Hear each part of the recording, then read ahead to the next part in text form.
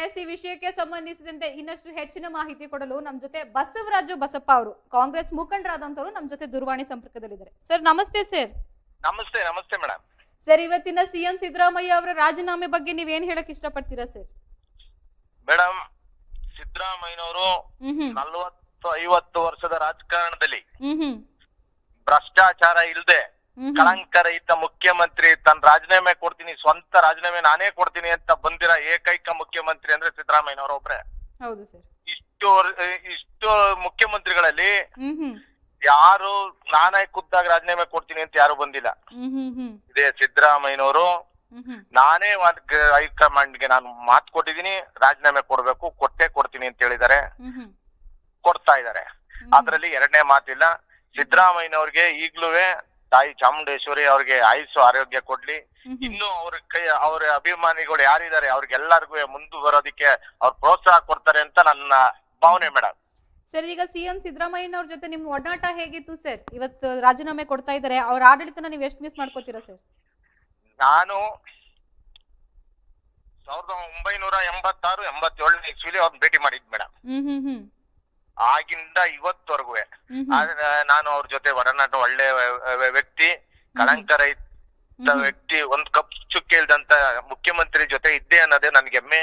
ಮತ್ತೆ ಅವ್ರು ಏನೇ ಹೇಳಿದ್ರು, ನಾನು KR ಬ್ಯಾಂಕ್ ಅಧ್ಯಕ್ಷರಾಗಿದ್ದೀನಿ. ಅಲ್ಲಿ ನಾನು ಬ್ಯಾಂಕ್ ಇನಾಗ್ರೇಷನ್ ಕರೆದಾಗ ನಾನು ಬರ್ತೀನಿ, ಬೆಳಗ್ಗೆ 8-8:30 ಮನೆಗೆ ಹೋದಾಗ ನಾನು ಬರ್ತೀನಿ ಬಿಡೋ ನಿನ್ಗೆ ಅಂತ ಹೇಳಿದ್ರು. ಒಂದು ಗಂಟೆ ಟೈಮ್ ಇರ್ತೀನಿ ಬ್ಯಾಂಕ್ ಅಲ್ಲಿ ಅಂತ ಹೇಳಿದ್ರು. ಅವ್ರು 1-1/4 ಗಂಟೆ ಟೈಮ್ ಬ್ಯಾಂಕ್ ಅಲ್ಲಿ ಇದ್ರು. ತಿರ್ಗಾ ನನ್ಗೆ ಕೇಳಿದ್ರು ಕೊನೆಯಲ್ಲಿ, ನಾನು ಏನು ಇರ್ಬೇಕಾ ಹೊರಡ್ಬೇಕಾ ಅಂತ. ಒಬ್ಬ ರಾಜ್ಯದ ಮುಖ್ಯಮಂತ್ರಿ ನನ್ನ ಒಬ್ಬ ಕಾರ್ಯಕರ್ತರ ಅಭಿಮಾನಿಗೆ ಅಷ್ಟು ಕೊಟ್ಟಾಗ ನನ್ಗೆ ಅದಕ್ಕಿಂತ ಇನ್ನೇನ್ ಸೌಭಾಗ್ಯ ಬೇಕು ಮೇಡಮ್.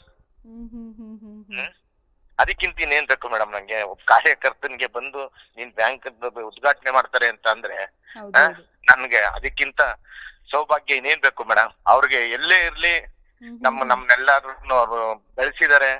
ನಾನು ಒಂದ್ ಬ್ಯಾಂಕ್ ಅಧ್ಯಕ್ಷ ಆಗಿದ್ದೀನಿ. ಅವ್ರಿಗೆ ತಾಯಿ ಚಾಮುಂಡೇಶ್ವರಿ ಆಯುಸ್ಸು ಆರೋಗ್ಯ ಕೊಡ್ಲಿ. ಅವ್ರ ಕುಟುಂಬಕ್ಕೆ, ಅವ್ರ ಮನೆಯ ಪಾರ್ವತಮ್ಮ ಅವ್ರಿಗೆ ಆಗ್ಲಿ, ಯತೀಂದ್ರ ಅವ್ರಿಗೆ ಆಗ್ಲಿ ಒಳ್ಳೇದ್ ಮಾಡ್ಲಿ ಅಂತ ಕೇಳ್ಕೊತೀನಿ ಮೇಡಮ್. ಯಾರು ಸಿಎಂ ಆಗಿದ್ದವರು ವಾಲಂಟಿಯರ್ ಆಗಿ ಯಾರು ಕೊಡ್ತೀನಿ ರಾಜೀನಾಮೆ ಅಂತ ಯಾರು ಹೇಳಲ್ಲ. ಆದ್ರೆ ಒಬ್ಬ ಧೀಮಂತ ನಾಯಕ, ನಮ್ಗೆಲ್ಲ ಆದರ್ಶ ದಾರಿ ಅವ್ರು ಏನ್ ಹಾಕಿದ್ದಾರೆ ಅದ್ರಲ್ಲಿ ನಡ್ಕೊಂಡು ಹೋಗ್ತೀವಿ ಅಂತ ಹೇಳ್ತಾ ನಾನು ಅವ್ರಿಗೆ ಧನ್ಯವಾದಗಳು ಹೇಳ್ತೀನಿ. ಯಾರೇ ಮುಂದೆ ಮುಖ್ಯಮಂತ್ರಿ ಬಂದ್ರು ಏನು ಅವರು 5 ಗ್ಯಾರಂಟಿ ಯೋಜನೆ ಮಾಡಿದ್ದಾರೆ, ಅದನ್ನ ಚಾಚು ತಪ್ಪದೆ ಪಾಲಿಸ್ಬೇಕು. ಅವ್ರಿಗೆ ಹೆಸರಿಗೆ ಕಳಂಕ ತರದೇ ರೀತಿಲಿ ಮಾಡ್ಲಿ ಅಂತ ನಾನು ದೇವರಲ್ಲಿ ಪ್ರಾರ್ಥನೆ ಮಾಡ್ತೀನಿ ಮೇಡಮ್. ಸರ್, ಅವರು ಪೊಲಿಟಿಕಲ್ ಎಥಿಕ್ಸ್ ಬಗ್ಗೆ ನೀವೇನ್ ಹೇಳಕ್ ಇಷ್ಟಪಡ್ತೀರಾ ಸರ್? ಮೇಡಮ್, ಅವ್ರಿಗೆ ಎಷ್ಟೇ ಹೇಳಿದ್ರು ಸಾಲಲ್ಲ ಮೇಡಮ್. ಅವ್ರ ಬಗ್ಗೆ ಎಷ್ಟೇ ಹೇಳಿದ್ರು ಸಾಲಲ್ಲ. ಅವ್ರಿಗೆ ನಮ್ಗೀಗ ಮಾತಾಡಕ್ಕೆ ಮಾತು ಬರ್ತಾ ಇಲ್ಲ. ದಯವಿಟ್ಟು ಬೇಜಾರ್ ಮಾಡ್ಕೊಬೇಡಿ ಮೇಡಮ್, ಪ್ಲೀಸ್. ಅರ್ಥ ಆಗುತ್ತೆ ಸರ್, ಆಯ್ತು, ಹೋಗ್ಲಿ ಬಿಡಿ ಸರ್. ಧನ್ಯವಾದ ಮಾಹಿತಿಗೆ ಬಸಪ್ಪ ಅವರೇ.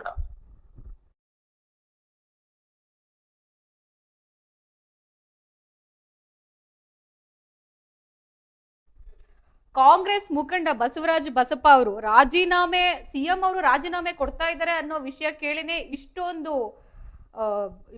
ನೋವಿನ ಸಂಗತಿ ಅಂತ ಅವರು ಇಷ್ಟು ಬೇಸರ ಪಡಿಸ್ತಾ ಇದ್ದಾರೆ. ಅಲ್ಲಿಗೆ ಸಿದ್ದರಾಮಯ್ಯ ಅವರ ಆಡಳಿತ ಹೇಗಿರ್ಬೋದು ಅನ್ನೋದನ್ನ ನಾವು ಕಾಂಗ್ರೆಸ್ ಮುಖಂಡರಲ್ಲಿ ಎಷ್ಟರ ಮಟ್ಟಿಗೆ ಸಾರ್ವಜನಿಕರ ಜೊತೆ ಕನೆಕ್ಟ್ ಆಗಿದ್ರು, ಮತ್ತೆ ಕಾರ್ಯಕರ್ತರ ಜೊತೆ ಮತ್ತೆ ಮುಖಂಡರುಗಳ ಜೊತೆ ಸಿಎಂ ಅವರ ಒಡನಾಟ ಎಷ್ಟರ ಮಟ್ಟಿಗೆ ಇತ್ತು ಅನ್ನೋದನ್ನ ನಾವಿಲ್ಲಿ ನೋಡ್ತಾ ಇದೀವಿ.